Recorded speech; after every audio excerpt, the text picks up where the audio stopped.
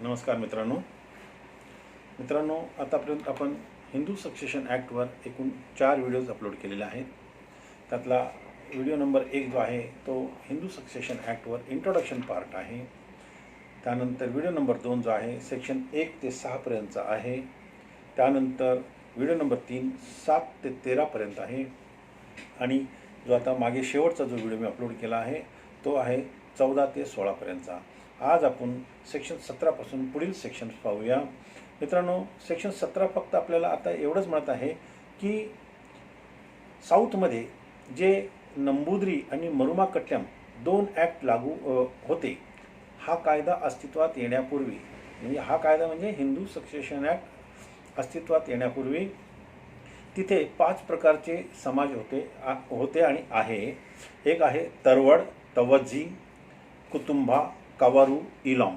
ह्या 5 समाजांना तिथे जे ॲक्ट लागू होते ते होते मुरुमा कट्टम आणि नंबूद्री. ते असे 2 लॉज तिथे लागू होते. आणि हिंदू सक्सेशन ॲक्ट अस्तित्वात आल्यानंतर हे दोन्ही ॲक्ट जे आहे, हे दोन्ही जे लॉ आहे तिथे आता इनॲप्लिकेबल झालेले आहे आणि त्याच्या जागी तिथे हिंदू सक्सेशन ॲक्टच लागू आहे. परंतु त्याच्यामध्ये सेक्शन 17 प्रमाणे तिथे म्हणजे साऊथमध्ये जिथे सेक्शन 8 मध्ये आपल्याकडे कसं दाखवलेलं आहे, एंट्री नंबर क्लास 1 हेअरमधले वारसदार दाखवलेले आहेत. नंतर क्लास 2 हेअरमध्ये वारसदार दाखवले आहेत. नंतर सी मध्ये ॲग्नेट्स म्हटलेलं आहे आणि डी मध्ये कॉग्नेट्स म्हटलेलं आहे. तिथल्यासाठी काय केलेलं आहे की तिथल्यासाठी फक्त जो क्लॉज नंबर सी आहे त्याच्यामध्ये ॲग्नेट्स आणि कॉग्नेट्स दोघांना एकत्र घेतलेलं आहे. म्हणजे आपल्याकडे कसं म्हटलेलं आहे की जर ॲग्नेट्स नसतील तर कॉग्नेट्सना मिळेल, पण तिथं असं नाही आहे. ॲग्नेट्स आणि कॉग्नेट्स दोन्ही एकत्र घेतलेलं आहे. तर त्याच्यामध्ये जो बदल केलेला आहे तो काय म्हटलेला आहे आपण पाहूया. त्यात असं म्हटलेलं आहे, थर्डली म्हणजे if there is no heir of any of the 2 classes then upon his relatives whether agnates or cognates. हे वाक्य तिथे क्लॉज नंबर सी मध्ये टाकलेला आहे. त्यानंतर दुसरा क्लॉज त्यांनी अजून त्याच्यात एक बदल केलेला आहे. तो म्हणजे असं केलेला आहे, सेक्शन 15 आपण जो आता मागे पाहिला, सेक्शन 15 सबसेक्शन 1 मध्ये जी एंट्री दिलेली आहे आपल्याकडे, म्हणजे ज्या वेळेला एखादी हिंदू फिमेल मरण पावते तर तिची जी प्रॉपर्टी कशा पद्धतीने तिच्या वारसदारामध्ये विभागली जाईल त्याबाबत आपल्याकडे एंट्री दिलेली आहेत. Entry number 1, entry number 2, entry number 3, entry number 4 आणि 5. तसंच तिथे थोडासा त्याच्यामध्ये बदल दाखवलेला आहे. तिथल्या एंट्री नंबर 1 जी आहे म्हणजे एंट्री नंबर ए, त्यामध्ये असं बदल दिलेला आहे. आपल्याकडे काय लिहिलेलं आहे, मुलगा आणि मुलगी किंवा मुलाची मुलगी प्री डिसीज सन आणि प्री डिसीज डॉटरचे जे वारसदार आहेत ते दाखवलेले आहेत आणि हस्बंड लिहिलेलं होतं. परंतु तिथे म्हणजे साऊथमध्ये काय म्हटलेलं आहे, ते हस्बंडच्या जागी मदर असा शब्द म्हटलेला आहे. म्हणजे जर समजा एखादी स्त्री तिथे वारली तर तिथली जी स्त्री तिथे राहत आहे किंवा तिला जो हा लॉ लागू होता म्हणजे नमुद्री किंवा मुरुमा कट्टम, त्याच्यामध्ये हस्बंडला लिस्ट नंबर 1 एंट्री नंबर 1 मध्ये हस्बंडला इन्क्लूड केलेलं नाही. तर ती एंट्री कशी आहे मी आपल्याला फक्त वाचून दाखवतो. Firstly upon the sons and daughters, मग ब्रॅकेटमध्ये दिलेलं आहे, including the children of any predeceased son or predeceased daughter and mother. आपल्याकडे काय लिहिलं आहे, अँड हस्बंड लिहिलेलं आहे, तेवढा फरक केलेला आहे. त्यानंतर सेकंड एंट्री जे आहे त्याच्यामध्ये असं दिलं आहे, अपॉन फादर अँड हस्बंड, तिथे त्याच्यासाठी ते दिलं आहे. आणि अपॉन फादर अँड हस्बंड दिलेलं आहे. आपल्याकडे काय आहे, आपल्याकडे सेकंड लिस्टमध्ये upon hairs of the husband, ती एंट्री फक्त वर खाली केलेली आहे. आता तिथे काय केलेले आहे, अपॉन फादर अँड हस्बंड. नंतर एंट्री नंबर 3 मध्ये त्यांनी असं सांगितलं आहे, upon the hair of the mother. आपल्याकडे काय म्हटलेलं आहे, thirdly upon the mother and father, तिकडे फक्त आईचे वारसदार म्हटलेले आहे. फोर्थली म्हणजे डी मध्ये upon the hairs of the father, तिथे असं म्हटलेलं आहे की वडिलांचे वारसदार. आणि आपल्याकडे 4 नंबरच्या लिस्टमध्ये असं सेम लिहिलेलं आहे, upon the hairs of the father. आता त्यांच्याकडे 5 नंबरची जी लिस्ट आहे म्हणजे entry number 5 E upon the hairs of the husband, आणि आपल्याकडे आहे हेअर्स ऑफ द मदर. म्हणजे फक्त वर खाली केलेलं आहे. आणि एंट्री नंबर 1 मध्ये महत्त्वाचं त्यांनी हजबंडला जो शेअर इथे आपण देत आहोत तिथे हजबंडला नाही आहे, तिथे आईला नाव दिलेलं आहे. एवढाच तो बदल केलेला आहे. वास्तविक आपल्याला ह्या सेक्शनचा इथे म्हणजे महाराष्ट्रापुरता जर विचार केला गेला आपल्याला तर आपल्याला याचा काहीच उपयोग होत नाही. हा जो सेक्शन आहे तो साऊथसाठी आहे, म्हणजे जिथे मोरेमाकट्टम आणि नंबूद्री लॉ लागू होता तिथे हे बदल झालेले आपल्याकडे काही नाही. तर मित्रांनो आता आपण येऊया सेक्शन 18 कडे. सेक्शन 18 काय म्हणते? Full blood preferred to half blood. याचा अर्थ काय? ज्या वेळेला फुल ब्लडची वारसदार असतील तर हाफ ब्लडच्या वारसदारांना काही मिळणार नाही. एवढी सिंपल आणि सोपी भाषेमध्ये लिहिलेलं आहे. Heirs related to an intestate by full blood shall be preferred to hairs related by half blood if the nature of the relationship is the same in every other respect. जर त्यांची relationship same जरी असले आणि फुल ब्लडची जर वारसदार असेल तर half ब्लडच्या वारसदारांना काही मिळणार नाही, असं क्लिअर कट शब्दामध्ये लिहिलेलं आहे. त्यानंतर मित्रांनो सेक्शन 19 आपल्याला काय म्हणते? Mode of succession of 2 or more heirs. इथे ज्या वेळेला 2 किंवा 2 पेक्षा जास्त वारसदार असतील त्यांचं जे मोड आहे, त्यांची जी प्रक्रिया आहे ते कसं आहे? If 2 or more heirs succeed together to the property of an intestate they shall take the property. They shall take the property. कसं घेणार ते property? Number 1 A save as otherwise expressly provided in this act per capita and not per stripes. मी मागे introduction पार्टमध्ये बोललो होतो. Per capita आणि पर stripes काय आहे ते आता मी आपल्याला समजून सांगत आहे. पर कॅपिटा म्हणजे काय? समजा ए एक व्यक्ती आहे, त्याला 2 मुलं आहेत, बरोबर, आणि त्याला एक पत्नी पण आहे. आता इथे बघा, ज्या वेळेला दोन्ही मुलांना शेअर मिळतो आणि आईला पण शेअर ह्या मुलांच्या आईला शेअर मिळतो, तो संपूर्ण शेअर कसा असतो? पर कॅपिटा असतो, म्हणजे प्रत्येकाला वेगळा वेगळा मिळालेला आहे. परंतु जे मुलं आहेत त्या मुलांचा जो शेअर आहे, म्हणजे त्यांना जर समजा पुढे वारसदार असतील, समजा ए व्यक्ती आहे, बी आणि सी मुलगा आणि मुलगी आहे आणि आई आहे. आईला जो शेअर मिळाला तो झाला पर कॅपिटा. कोणाच्या आईला? एच्या पत्नीला, म्हणजे मुलांच्या आईला जो शेअर मिळाला तो झाला पर कॅपिटा, तो पर कॅपिटा झाला. आता एला जो शेअर मिळालेला आहे तो, त्याला समजा पुढे 2 मुलं असतील, डी आणि ई आहे, मग बीला जो शेअर मिळालेला आहे तो बीचा आणि त्यांच्या मुलांचा डी आणि ई यांचा असतो. मग यांना प्रत्येकाला वेगळा वेगळा मिळाला ना, तर तो हा झाला पर स्ट्राईक, प्रत्येकांचा वेगळा वेगळा पर स्ट्राईक. ज्यावेळेस त्यांना शेअर मिळणार, आईला जो मिळालेला तो पुढे कुठे विभागला जाणार नाही, पर कॅपिटा झालेला आहे. परंतु ज्या वेळेला मुलाला मिळालेला शेअर पुढे तो विभागला जाणार आहे, मग तो झाला पर स्ट्राइप्स. हा मुद्दा आपल्या लक्षात आला. पुढे B as tenant in common and not as joint tenants.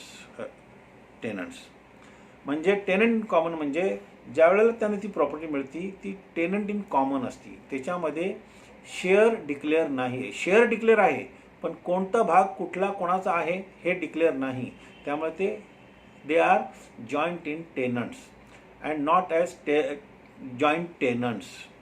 मग ज्या वेळेला त्यांचा शेअर डिक्लेअर होईल, हा भाग त्याचा, हा भाग ह्याचा, तो भाग त्याचा, हा भाग त्याचा, म्हणजे ज्यावेळेला तो एरिया फिक्स होईल त्यावेळेला त्यांना असं म्हणतो जॉईंट टेनंट्स. मी आपल्याला अजून एक उदाहरण देतो. समजा एक ए व्यक्ती आहे आणि तो वारला, त्याच्याकडे समजा एक बिल्डिंग आहे आणि त्या बिल्डिंगमध्ये एकूण 20 फ्लॅट आहेत. तो वारल्यानंतर हे संपूर्ण 20 फ्लॅट्स ज्या वेळेला त्याच्या वारसदारामध्ये विभागले जाणार आहे, जोपर्यंत त्याची वेगळी वेगळी विभागणी होत नाही की बाबा 5 फ्लॅट्स तुला, 5 फ्लॅट्स तुला, 5 फ्लॅट्स तुला आणि एवढे फ्लॅट्स यांना, ज्या वेळेला ते एकत्र असतात त्याला आपण टेनंट इन कॉमन म्हणतो. आणि ज्या वेळेला त्यांचं क्षेत्र आणि एरिया आणि फ्लॅट वेगळे वेगळे डिक्लेअर होईल, प्रत्येकाचा वेगळा वेगळा होईल, त्यावेळेला ते जॉईंट टेनंट्स होतात. Tenants in common and joint टेनंट्समध्ये हा फरक आहे, एवढं लक्षात घ्या. ज्या वेळेला त्यांचं क्षेत्र डिक्लेअर केलं जात नाही ते एकत्रित आहे, they are joint in tenant. ज्यावेळेला त्यांचा वेगळा वेगळा डिक्लेअर केला, क्षेत्र वेगळं झाला, एरिया वेगळं झाला, मग त्याला मार्किंग झाली, मग ते झाले जॉईंट टेनंट्स. मित्रांनो, आता आपण सेक्शन 20 पाहूया. सेक्शन 20 काय म्हणतो? राईट ऑफ चाइल्ड इन वॉर्म. म्हणजे आईच्या पोटामध्ये जे लहान बाळ आहे, अजून तो जन्माला आलेला नाही, त्याचा अधिकार काय आहे त्याबद्दल आपण आता विचार करूया. त्याबद्दलचा हा सेक्शन आपण पाहूया. अ child who was in warm, a child who was in वॉर्म at the time of the death of the अँटीस्टेट. म्हणजे ज्या वेळेला एक व्यक्ती वारतो आणि त्यावेळेला तो त्या व्यक्तीच्या पत्नीच्या पोटामध्ये लहान बाळ आहे, किंवा त्याचे जो कोणी पुढे वारसदार असतील, तर तो जो मुलगा त्याच्या पोटामध्ये आहे त्याच्या हिस्साबद्दल काय. A child who was in वॉर्म at the time of the death of the intestate and who was subsequently born alive shall have the same right to inherit the intestate as if he or she had been born before the death of the intestate. म्हणजे जो मुलगा आजच्या तारखेला काय आहे, मुलगा असो का मुलगी असो, सर्व को पार्टनर आहेत. त्यामुळे आपण बाळ म्हटलं की मुलगा आणि मुलगी दोन्ही समजून चालायचं. जो बाळ आईच्या पोटात आहे तो जो पोटात आहे त्याचा जो अधिकार आहे, त्याचा जो हक्क आहे, आपल्याला सेपरेट ठेवून चालावा लागेल. जर तो जिवंत पैदा झाला तर त्याचा शेअर त्याला मिळालाच पाहिजे, असा त्याचा अर्थ आहे. A child who was in वॉर्म at the time of death of the intestate. ज्या वेळेला अँटीस्टेट वारला त्यावेळेला तो जो मुलगी पोटात आहे, and who is subsequently born alive. म्हणजे तो नंतर जिवंत पैदा झाला. मेलेला पैदा झाला तर गोष्ट निराळी आहे, पण जिवंत पैदा झाला. Shall have the same right to inherit the intestate if he or she had been before the death of the intestate and the inheritance shall be deemed to vest in such a case with effect from the date of the death of the intestate. आणि हा जो पार्टिशनचा effect झालेला, succession झालेला आहे, हा कधी झालेला आहे असं मान्य केलं जाईल? ज्या दिवशी तो अँटीस्टेट वारला होता त्याच दिवशी तो सक्सेशन झालेलं आहे असं ते गृह्य धरलं जाईल आणि त्या मुलाचा शेअर काढला जाईल. त्याच्या शेअरला आपण डावलू शकत नाही. तसं सोपं आहे, सिंपल आहे, समजण्यासारखं आहे, काय अवघड नाही. आता सेक्शन नंबर 21 हा आपल्यासाठी थोडासा महत्त्वाचा आहे. Presumption in cases of simultaneous death. म्हणजे एक प्रिझम्पशन करावा लागतो ज्या वेळेला घरातल्या एकाच वेळेला सायमल्टेनियसली एकाच वेळेला 2 पुरुषांची किंवा 2 व्यक्तींची मृत्यू झालेली आहे. त्यावेळेला आपल्याला एक प्रिझम्पशन करावं लागतो. ते काय प्रिझम्पशन आहे ह्या सेक्शनमध्ये दिलेलं आहे. प्रिझम्पशन असं आहे की जो सिनियर आहे, जो मोठा आहे, तो अगोदर वारला आणि तो बारीक आहे तो नंतर वारला. आपण सेक्शन डायरेक्ट लँग्वेजची वाचूया. वेअर 2 persons, ज्या वेळेला 2 व्यक्ती, वेअर 2 persons हॅव डाईड, वारले, in circumstances rendering it uncertain whether either of them and if so which survived the other, then for all purposes affecting the succession to property it shall be presumed until the contrary is proved that the younger survived the elder. म्हणजे इथे एक शब्द वापरला आहे, until contrary is proved. समजा दोन व्यक्ती एकत्र एकाच वेळेला वारले आणि त्यांचा पोस्टमॉर्टम केला आणि त्या डॉक्टरनी तिथे वेळ टाकलेली आहे की एकाची मृत्यू 10:55 झालेली आहे आणि दुसऱ्याची मृत्यू 12 वाजता झालेली आहे. म्हणजे नंतर कोण वारला? 12 वाजता. म्हणजे अगोदर कोण वारला? तो. मग इथं काही प्रॉब्लेम नाही, इथं काहीच करता येणार नाही. परंतु जर समजा दोन्ही सायमल्टेनियसली वारले आणि डॉक्टरला तसं वेळ देता येत नाही आहे, तर मग आपल्याला प्रॉपर्टीच्या विभागणीच्या संदर्भात असा विचार करावा लागेल, असा प्रिझम्पशन करावं लागेल की जो मोठा आहे तो अगोदर वारला आणि लहान जो आहे तो नंतर वारला. उदाहरण द्यायचं जर झालं, समजा मुलगा आणि वडील हे दोन्ही एकत्र एका मोटरसायकलवर चाललेले आहेत आणि त्यांचा दुर्दैवाने ॲक्सिडेंट झाला आणि दोन्ही एकत्र एकाच वेळेला वारले, म्हणजे ॲक्सिडेंटमध्ये खलास झाले. नंतर मग आता असा विचार करावा लागेल, जरी इथे एखाद्या वेळेला ॲक्सिडेंटमध्ये मुलगा अगोदर वारला, नंतर वडील वारले, 5-10 मिनिटाच्या अंतरावर जर वारले असतील, तर आपल्याला असंच प्रिझम्पशन करावं लागेल की वडिलांची मृत्यू अगोदर झालेली आहे आणि लहान आणि जो मुलगा आहे त्याची मृत्यू नंतर झालेली आहे, असा विचार करावा लागेल. मित्रांनो, हा सेक्शनसुद्धा समजण्यासारखा आहे, असा प्रॉब्लेम नाही आहे. आता आपण येऊया सेक्शन 22. सेक्शन 22 काय म्हणतोय? Preferential right to acquire property on certain cases. Preferential right याचा अर्थ काय? प्राधान्य कोणावरती? To acquire property in certain cases. काही सर्टन केसेसमध्ये आपल्याला प्रॉपर्टी एक्वायर करण्याचा प्राधान्य आहे. आता ते काय आहे? Wear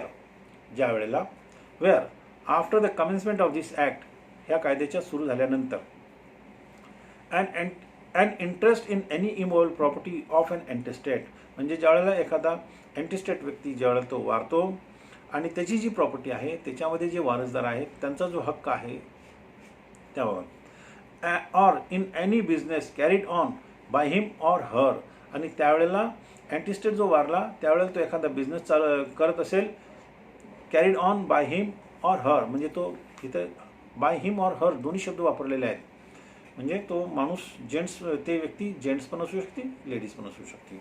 in any business carried on by him or her whether solely or in conjunction with others, तो स्वतः एकटा बिझनेस चालवित असेल किंवा इतर व्यक्तींच्या बरोबर तो बिझनेस चालवित असेल, असं दिलेलं आहे.